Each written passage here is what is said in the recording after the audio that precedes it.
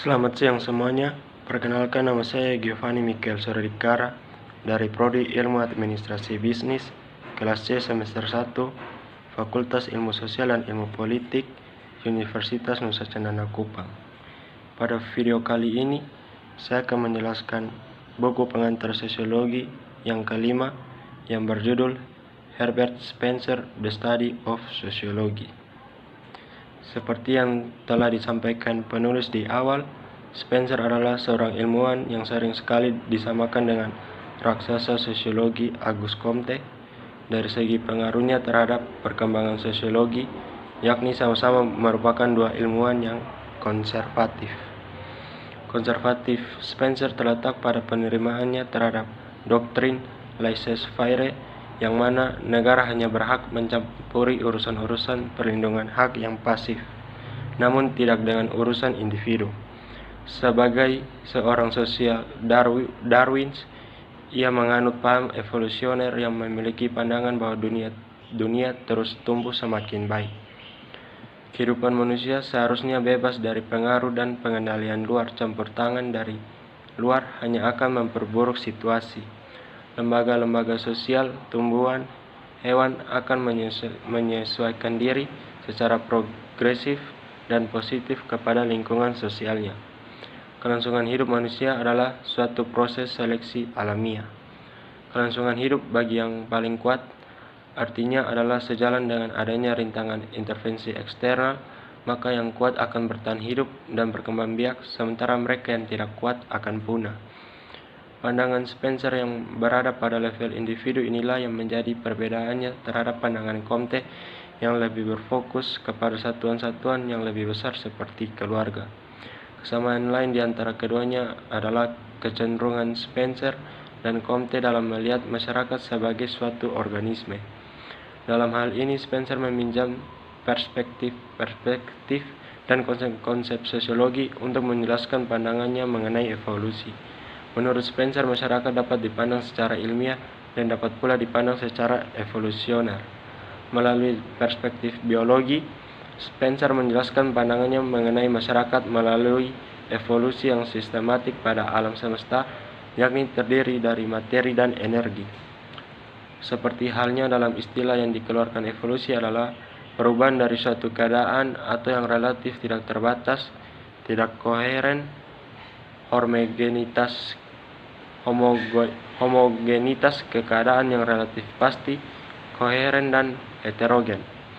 Perubahan itu dalam pandangan evolusi oleh Spencer dilihat sebagai suatu hal yang bergerak dari hal yang sederhana menuju hal yang rumit dan berturut-turut.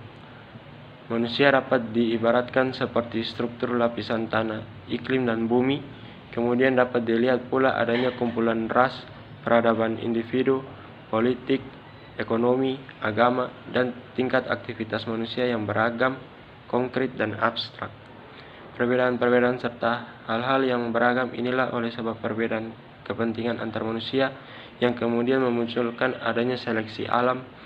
Mereka yang kuat akan bertahan, sedangkan mereka yang lemah akan tersingkirkan dan punah. Evolusi dalam pendekatan sosiologi menurut pandangan Spencer adalah lebih menjurus kepada evolusi tingkah laku manusia. Dalam bukunya tersebut, ia mengatakan bahwa kemajuan organisme masyarakat dari jenis rendah ke tinggi adalah jenis kemajuan dan keseragaman struktur. Dalam hal ini, Spencer mempertahankan pola sebab akibat dan memandang suatu masalah dari segi perilaku masyarakat itu sendiri maupun yang berasal dari alam.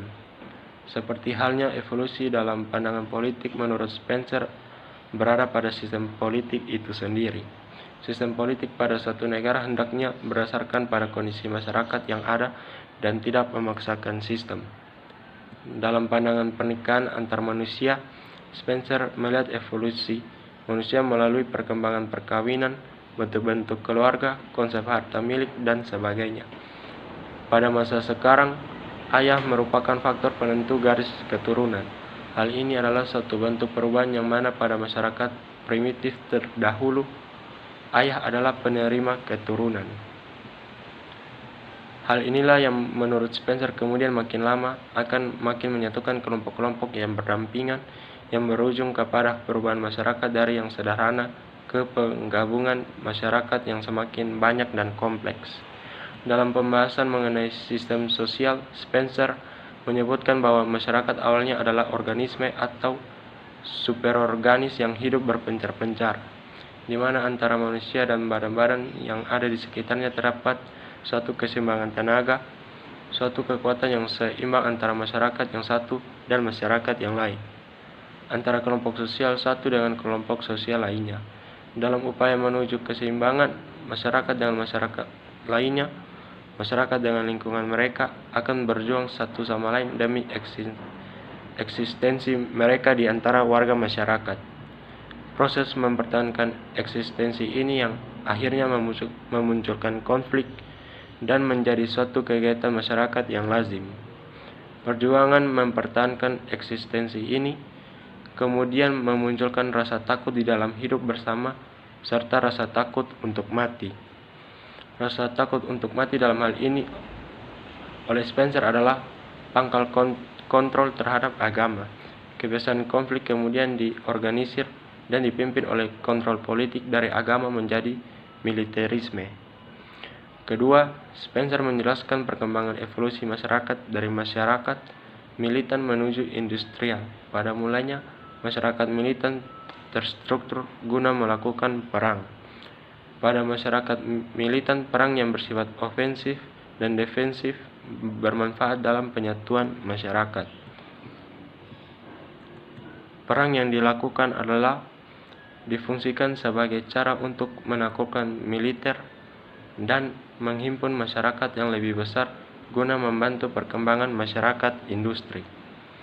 Dalam upaya menyatukan masyarakat yang takut hidup bersama, militan menggabungkan kelompok-kelompok sosial yang kecil menjadi kelompok sosial yang lebih besar, dan kelompok-kelompok tersebut memerlukan integrasi sosial. Proses semacam inilah yang menurut Spencer akan memperluas medan integrasi sosial yang akan memupuk rasa perdamaian antar sesama serta kegotong royongan. Sejalan dengan proses perkembangan masyarakat dari militan menuju masyarakat industri, kemudian akhirnya menjadikan masyarakat tidak menyukai perang dan menganggap perang adalah suatu tindakan yang tidak bermanfaat. Kebiasaan berdamai dan bergotong royong membentuk sifat, tingkah laku, serta organisasi sosial yang suka pada hidup tentram dan penuh rasa kesetiakawanan. Pada tipe masyarakat yang penuh dengan perdamaian, rasa spontanitas serta inisiatif akan semakin bertambah. Dalam hal ini, masyarakat dapat saja dengan leluasa pindah dari suatu tempat ke tempat lain dan mengubah hubungan sosial mereka, namun hal ini tidak merusak kohesi sosial yang telah ada. Perubahan masyarakat dari militan menuju masyarakat industri menjadikan masyarakat memiliki semangat pekerja keras. Semangat kerja keras yang disertai dengan penuh rasa perdamaian akan membentuk keseimbangan antara elemen masyarakat yang hidup dalam bingkai struktur sosial yang sama. Dalam hal inilah Spencer memandang masyarakat militan berkembang menuju ke keadaan moral yang paling ideal dan sempurna. Sekian dan terima kasih.